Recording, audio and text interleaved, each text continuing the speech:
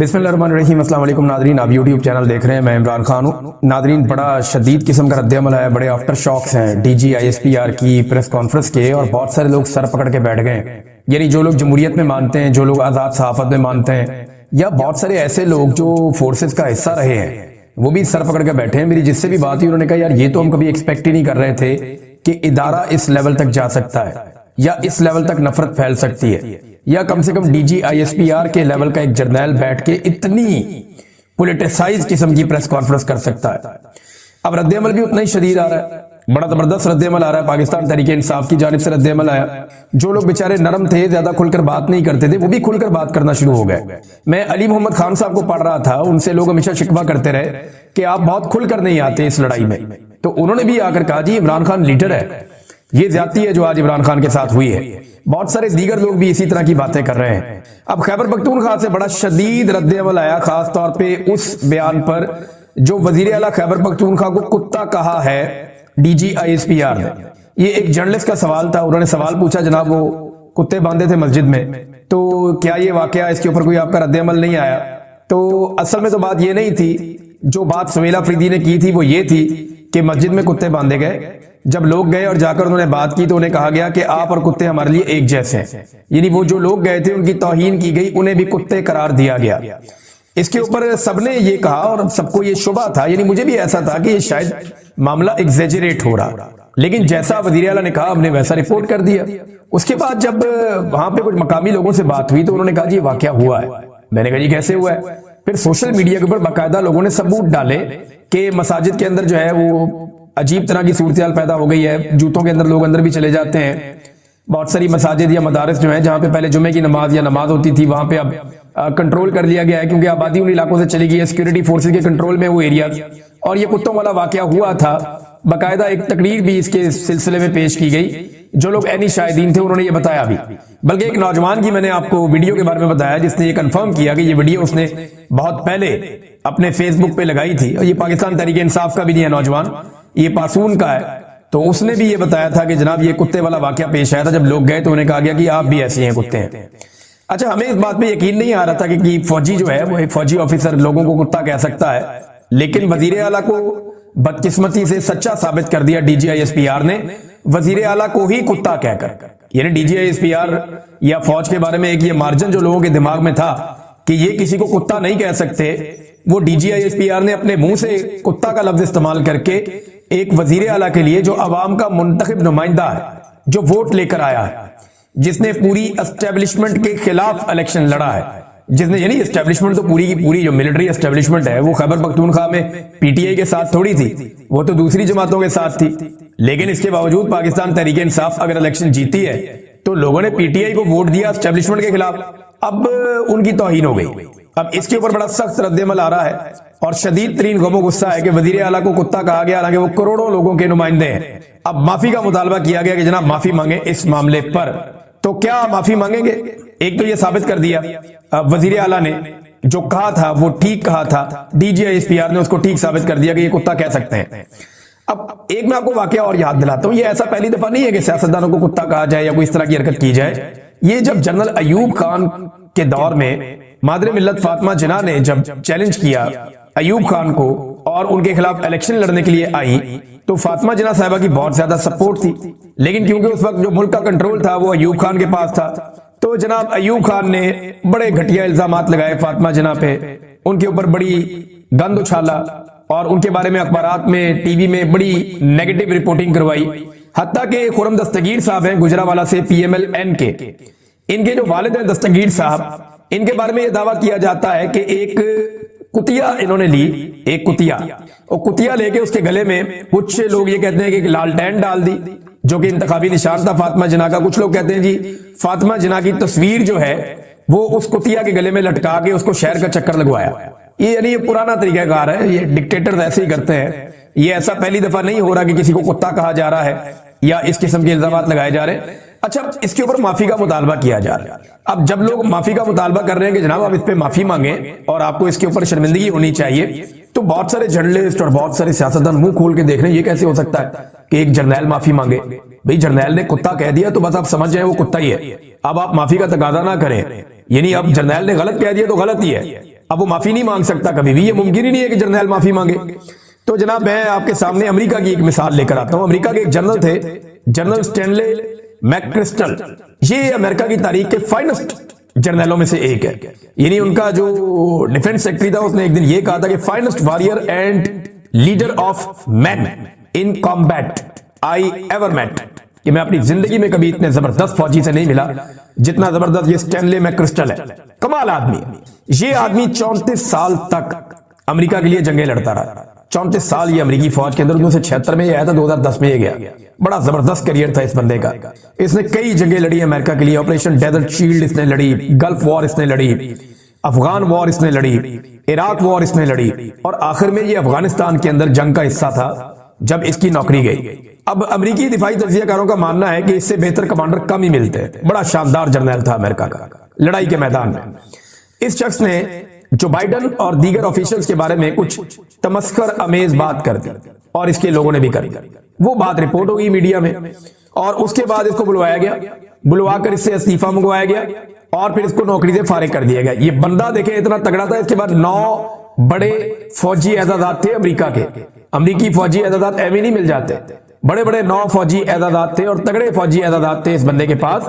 لیکن Stanley make crystal کو, 4 star general کو باراک اوباما نے بلوایا. اس نے نہ صرف معافی مانگی تحریری طور پہ, معافی مانگنے کے بعد اس کو اس کے عہدے سے 23 جون 2010 کو میدان جنگ سے بلوا کے ہٹا دیا گیا. یہ ہے جناب قوم. اس طرح بنا جاتا ہے سپر پاور, اس طرح اصول بنائے جاتے ہیں ملک کے اندر. لیکن یہاں پاکستان میں جو جس کو مرضی کچھ کہہ لے, انہوں نے کتا کہہ دیا. حکومت بجائے اس کے کہ حکومت یہ کہے کہ یار یہ زیادتی ہے, وہ ایک لیڈر ہے, آپ اس کو کتا نہیں کہہ سکتے, اور وہ ایک صوبے کا آئینی سربراہ ہے, ایک سرکاری ملازم 22ویں گریڈ کا, وہ اس کو کتا نہیں کہہ سکتا. بجائے یہ کہنے کہ حکومت کہہ رہی ہے کہ ہم ڈی جی کی پریس کانفرنس کے ایک ایک لفظ کی حمایت کرتے ہیں. اس سے زیادہ بوٹ پالش کیا ہوگی. یعنی کہاں سے کہاں یہ لوگ پاکستان کو لے کر آ گئے. باقی لوگ بھی اپنا اپنا رد عمل دے رہے ہیں, لیکن اس سے پہلے قائد اعظم محمد علی جناح کا رد عمل سب سے امپورٹنٹ تو وہ ہے نا. قائد اعظم محمد علی جناح کا رد عمل. قائد اعظم نے کہا تھا, do not forget that the arm forces are the servants of the people. یہ مت بھولنا کہ مسلح افواج لوگوں کے ملازم ہیں. You do not make national policy. آپ قوم کی پالیسی نہیں بناتے. It is we. یہ ہم ہیں. The civilians. عام شہری یا civilians who decide these issues, and it is your duty to carry out these thoughts with which you are interested. اب آپ یہ دیکھیں, قائد اعظم محمد علی جناح نے یہ بات فوجیوں کو کہی تھی. انہوں نے کہا تھا جناب پالیسی ہم بنائیں گے, تم نہیں بناؤ گے. تم عوام کے ملازم ہو, اور ہم سویلینز ہمیشہ پالیسی بنائیں گے, تم پالیسی نہیں بناؤ. پاکستان میں لڑائی یہاں پھنسی ہوئی ہے کہ ایک طرف کے لوگ یہ کہتے ہیں, یعنی اسٹیبلشمنٹ اور حکومت, کہ پاکستان تحریک انصاف سوشل میڈیا کے اوپر جو عاصم منیر اور ان کے ساتھیوں کے خلاف جو تنقید کرتی ہے وہ تنقید بند ہونی چاہیے. وہ کہتے ہیں یہ پروپیگنڈا ہے, یہ بند ہونا چاہیے. بہت ساری ایسی چیزیں میں بھی سارا دن میں دیکھتا ہوں جو نہیں ہونی چاہیے. میں نے کئی دفعہ ہر جگہ جاتا ہوں, لوگوں کو کہتا ہوں کہ گالی کا جواب گالی سے نہیں دینا, اور ظالم کو جو ہے وہ آئینہ دکھانا ضروری ہوتا ہے. یہ گالم گلوچ سے کوئی فائدہ نہیں ہوتا, بلکہ اس سے یہ ہوتا ہے کہ آپ کے نیریٹو کو نقصان ہوتا ہے. یہ جو لوگ بھی یہ کرتے ہیں یہ الٹا نقصان پہنچاتا ہے. بہرحال دوسری جانب تحریک انصاف یہ کہتی ہے کہ جو ظلم اور جبر کا سلسلہ ہے وہ بند کیا جائے. یہاں پہ دونوں کے سینگ پھنسے ہوئے ہیں. یعنی پی ٹی آئی یہ کہتی ہے کہ آپ ظلم اور جبر بند کریں, ہم تنقید بند کر دیں گے. حکومت اور اسٹیبلشمنٹ یہ کہتی ہے نہیں جی آپ عاصم منیر اور ان کے ساتھیوں میں تنقید بند کریں, پھر ہم آپ کے ساتھ بیٹھیں گے, بات کریں گے. یہاں پہ ان کے سینگ پھنسے ہوئے ہیں. اب اگر پی ٹی آئی کے سوشل میڈیا کو آپ ساتھ رکھ دینا, تو میں ایک چیز آپ کو بڑی کلیئرلی بتا دیتا ہوں کہ اس وقت پاکستان میں جو موجودہ رجیم ہے اس میں سب سے زیادہ طاقتور تو عاصم منیر صاحب ہے. عاصم منیر کے بارے میں اس وقت جو سب سے سخت پاکستان میں موقف ہے پاکستان تحریک انصاف کے اندر, وہ عمران خان صاحب کا ہے. یہ آپ کلیئر کر کہ کوئی شخص بھی عمران خان صاحب کے موقف کے آدھ تک بھی نہیں پہنچ سکا جو عمران خان صاحب جیل سے بیٹھ کر بات کرتے ہیں. یہ تحریک انصاف کی کہانی. سوشل میڈیا کے وہ اکاؤنٹس جو نون لوگ ہیں, جنہیں لوگ جانتے ہیں اور جن کا تعلق پاکستان تحریک انصاف سے, جنہیں پاکستان تحریک انصاف اون کرتی ہے, وہ بھی جب تنقید کرتے ہیں عاصم منیر صاحب کے خلاف تو وہ عمران خان صاحب کی تنقید کو ہی آگے بڑھاتے ہیں, یا عمران خان صاحب جو نیریٹو دیتے ہیں وہ اسی کے اوپر چلتے ہیں, یا پھر وہ ظلم اور جبر کے خلاف رد عمل دیتے ہیں. اچھا, یہ جو ان نون اکاؤنٹس ہیں جنہیں کوئی نہیں جانتا کہ یہ ایکچولی کہاں سے آپریٹ ہو رہے ہیں, کون لوگ ہیں ان کے پیچھے, اور وہ بیچاروں نے اپنے آپ کو چھپایا بھی بعض لوگوں نے اس لیے ہوا ہے. ان میں کئی بیچارے ہیں, کئی بڑے ظالم بھی ہیں جنہوں نے اپنے آپ کو چھپایا ہوا, انہوں نے اسی وجہ سے چھپایا ہوا, اور یہ ہر پولیٹیکل پارٹی کے اندر ہے, یہ پی ایم ایل این کے اندر بھی ہیں, یہ اسٹیبلشمنٹ کے ساتھ بھی ہیں. تو یہ گند ہے، یہ اچھالا جا رہا ہے. لیکن جو لوگ پاکستان تحریک انصاف کا آفیشیل سوشل میڈیا چلا رہے ہیں، وہ جو تنقید کرتے ہیں وہ عمران خان صاحب کی تنقید کی روشنی میں کرتے ہیں. تو اصل میں اگر کسی نے معاملہ کرنا ہے تو وہ عمران خان صاحب سے کرنا ہے، اور یہ معاملہ عمران خان کے ساتھ اسٹیبلشمنٹ نے ہی کرنا ہے جا کے، اور موجودہ حکمرانوں نے ساتھ جا کے بیٹھ کے کرنا ہے. رانا ثناء اللہ صاحب نے کہا جی 4-5 بندے مل کر بیٹھ جائیں. اب لوگ اس کے اوپر کہہ رہے ہیں جی کہ عمران خان صاحب راضی نہیں ہوں گے بیٹھنے کے لیے، باقی لوگ بیٹھ جائیں. تو یہ فیصلہ عمران خان نے یا موجودہ رجیم نے کرنا ہے. موجودہ رجیم اگر سنجیدہ ہوتا، دیکھیں یہ بیانیہ بنایا جا رہا ہے کہ عمران خان بات نہیں کرنا چاہتے، یا جو پاکستان سے باہر موجود لوگ ہیں وہ بات ہونے نہیں دینا چاہتے.